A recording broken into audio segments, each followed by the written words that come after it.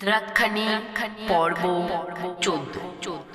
ধর্মর করে উঠে বসে উর্মি। মাথার পাশে গতকালের শিশুকন্যাকে দেখে উর্মি অবাক হয়ে যায়। উর্মি কন্যাকে জিজ্ঞেস করে, তুমি কোথা থেকে এলে খুকু? কাল চলে গেলে কোথায়? তোমাকে খুঁজে পেলাম না। খুকু উর্মির পাশে এসে বসলো। তারপর উর্মির হাতে হাত দিয়ে বলল, মাতা চলো ওখানে খেলবো যে। উর্মি বুঝলো খুকি মন্দিরে যেতে চাইছে। খুকুকে উর্মি বলল, দাঁড়াও সোনামণি, আমি তৈরি হয়ে যাব। তুমি কি এখন যেতে চাও? তবে দাসীকে ডেকে তোমায় মন্দিরে পৌঁছে দেব। খুকু শয্যা থেকে ঝাঁপ দিয়ে নেমে গেল ভূমিতে। তারপর মিষ্টি হেসে বলল, মাতা তুমি আতো, আমি দাই। সে আর মুহূর্ত অপেক্ষা করল না, ছুট লাগালো।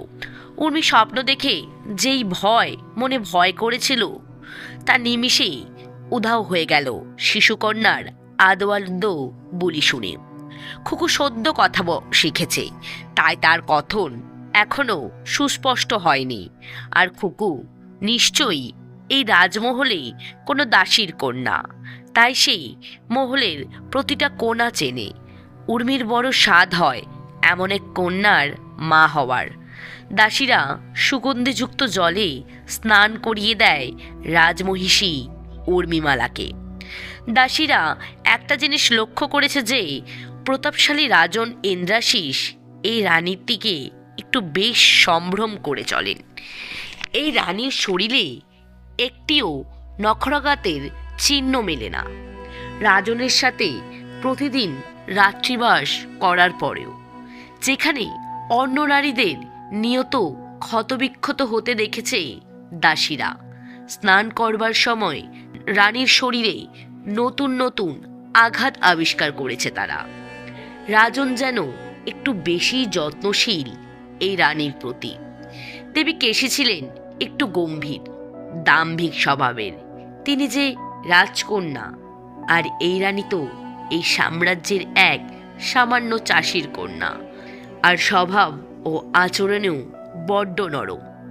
তবুও রাজন কত মানেন উর্মিমালাকে, তাকে শিক্ষা গ্রহণ করার অনুমতি পর্যন্ত দিয়েছেন। রাজমহিষী শান সেরেই ছুটে যান মন্দিরের দিকে। উর্মিমালার পরনে আজ আলতা পেরে সাদা গরদের শাড়ি, গা বড়া গয়না, স্মৃতিভর্তি সিঁদুর আর সর্পিনীর ন্যায় কেশ স্পর্শ করেছে ভূমি। উর্মি মন্দিরে এসে হাজির হয়। পুজো হবে কিছুক্ষণ পরেই। একটি পাঁঠাকে বলিপীঠের কাছে বেঁধে রাখা হয়েছে। উর্মি বলি দেখে না, তার মন খারাপ বেড়ে যায়। সে মন্দিরের ভিতরে ঢুকে এদিক ওদিক দেখে, কিন্তু খুকিকে দেখতে পায় না। উর্মি ভাবে খুকি হয়তো চলে গেছে। মা দ্রাক্ষাণীকে ভক্তি ভরে প্রণাম করে উর্মি। মনে মনে মাকে বলে, মা তুমি পথ দেখিয়ে দিয়েছ আমায়, জানিয়ে দিয়েছ যে তুমি বলি গ্রহণ করো না। তবে ভোর রাতে আমি কেন ওই স্বপ্ন দেখলাম?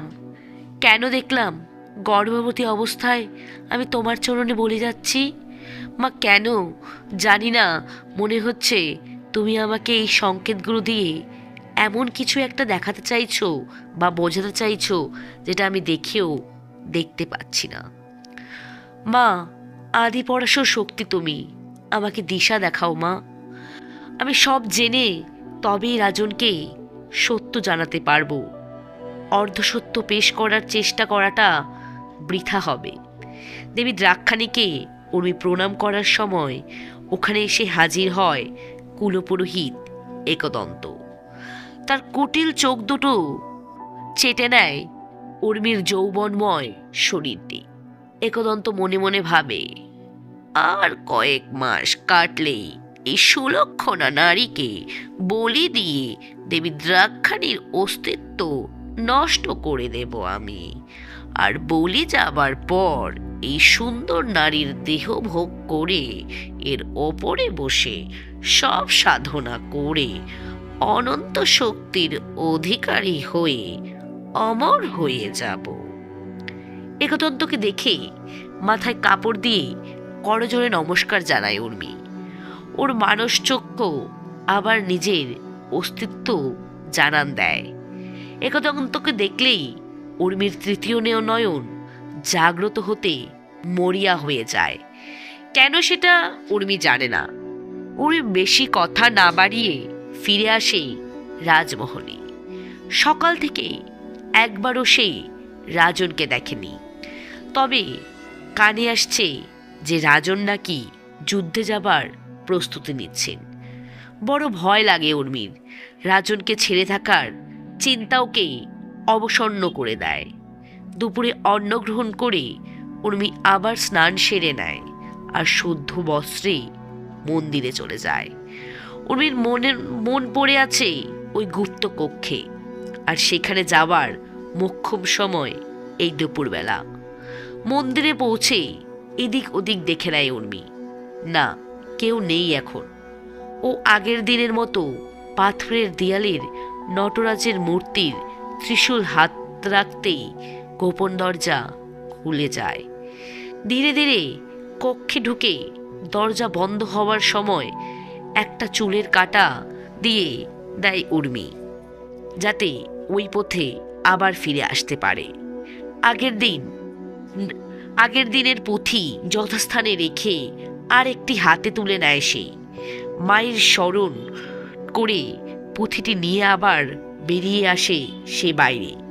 পুঁথি নিয়ে চুপিসারে রাজমহলে চলে যায় উর্মি। উত্তেজনা চেপে রাখা যাচ্ছে না, আর রাতের অপেক্ষা করা সম্ভব নয়। পুঁথি খুলে বসে উর্মি।